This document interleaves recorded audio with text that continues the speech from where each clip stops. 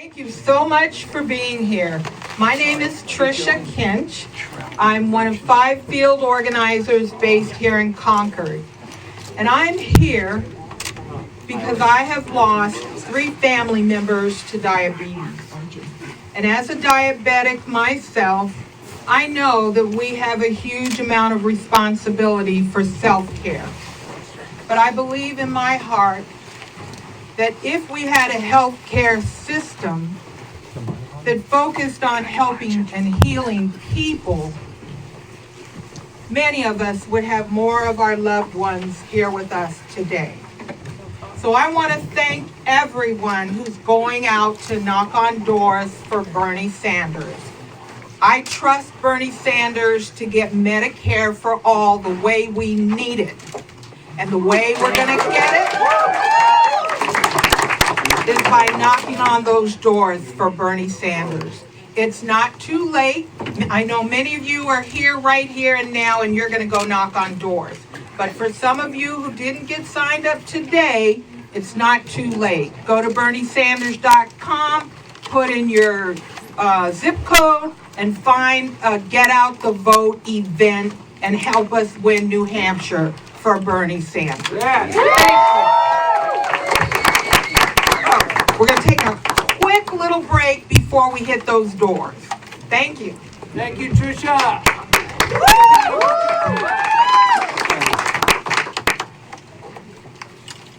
How my camera's doing? You all set? Leave the thing right behind you. I'm gonna move there once.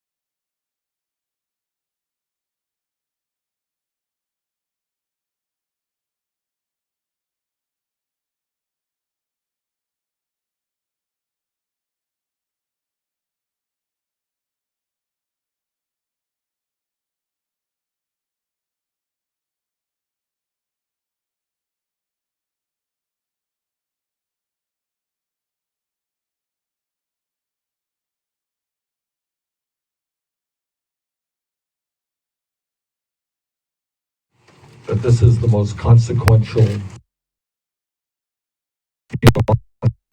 America, maybe in the history of America. We are taking on a president who is a pathological liar, who is running a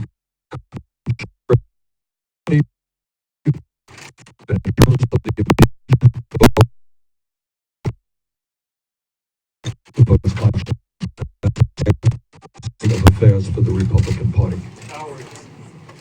We are taking on a president, and it gives me honesty. I mean, I say this all the time, but I want you to know that it is true. Because I have friends who are conservatives who disagree with me on issues. That's called American democracy. I don't have a problem with that. You don't have a problem with that. But we do have a president who is a racist, a sexist, a homophobe, a xenophobe, and a religious bigot. That was from back there. That was, but that's probably true too. And I want to tell you that our campaign is off to a really, really strong start. We won Iowa. We won Iowa by 6,000. And we have a realignment. We won that by 2,500 votes. And with your help, we're going to win here on Tuesday. And I want to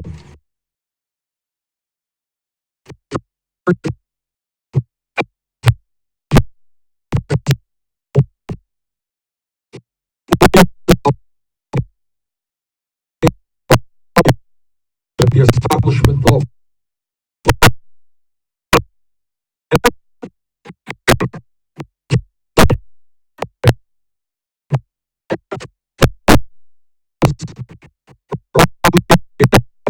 by the people of New Hampshire. When you said these ideas weren't wild or radical, they were exactly what the working families of this country need. We got to raise the minimum wage to a living wage, $15 an hour. We need equal pay for equal work. We need to make it easier for workers to join unions. We need to rethink education in America so that all of our people, regardless of their income, are eligible to get a higher education, because we're going to make public colleges and universities tuition free. And we're going to cancel all student debt to a modest tax on Wall Street speculation. And 4 years ago, when I said that maybe, just maybe, the United States should join every other major country on earth in guaranteeing health care to all as a human right, not anymore. That's exactly what the American people believe. That is why together we are going to pass a Medicare for all single-payer program.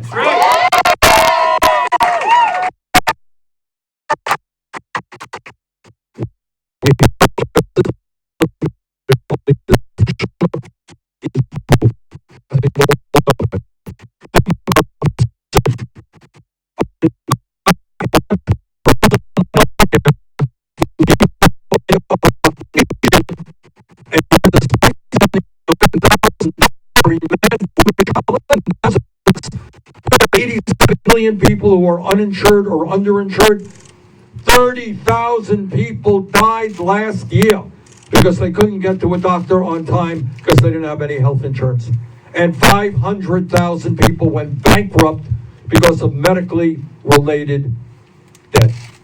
In America, you should not go bankrupt because you are dealing with cancer or Alzheimer's or heart disease. We're going to put an end to that. Healthcare is a human right, not a privilege. 4 years ago, when I came to New Hampshire, I was asked about what are some of the major national security challenges that we face. And my answer was, at the top of the list, it is climate change. 4 years ago, that seemed like a radical idea. Not anymore, because that is exactly what the scientific community is telling us. What they are telling us is they have underestimated the speed and degree to which climate change is ravaging our country and the world. And they are telling us that if we do not get our act together immediately, what we're going to see is rising sea levels inundate coastal areas all over our country and the world. We're going to see more drought. You're going to see the fires, the terrible fires that are burning now in Australia, that burned in California. That is going to be the norm. What you're going to see is more extreme weather disturbances that hit Venice, Italy, that hit Houston, Texas, incredible floods. What you're going to see is the acidification of the ocean, people not able to eat the fish that they depend upon for their protein. And what you put our act together, we're talking about at the end of the century, millions and millions of climate refugees, people who can no longer stay in their own communities. There's no clean water to drink. There's no land to grow their crops. And when people migrate by millions, that will cause war and international tension. That's what the scientists are telling us. And it is an embarrassment to us all that we have an administration in Washington now that rejects science. So I will tell you, our administration will listen to the scientists. We will act boldly. And the complexity of this problem is that it's not just an American issue. We can do all the things in our energy system, but if we don't have the cooperation of countries around the world, we will fail. And the planet we leave to these beautiful kids will be increasingly unhealthy and uninhabitable. So as President of the United States, this may seem like a radical idea, but my mission will be to speak to the people in China, in Russia, in India, in Pakistan, in Brazil, countries all over the world, and make it clear that we are in this together. And that maybe, just maybe, I know this is a radical idea, we're gonna have to overcome a whole lot of pressure to make it happen. But maybe we can make the case to countries all over the world that instead of spending $1.8 trillion a year collectively on weapons, we can work together, pool our resources, and fight our common enemy, which is climate change. That is what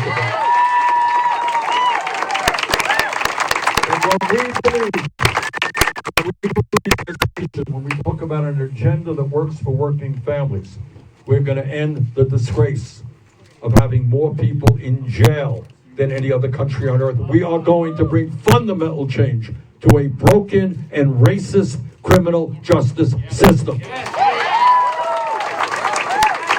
We're going to invest in our young people in jobs and education, not more jails and incarceration.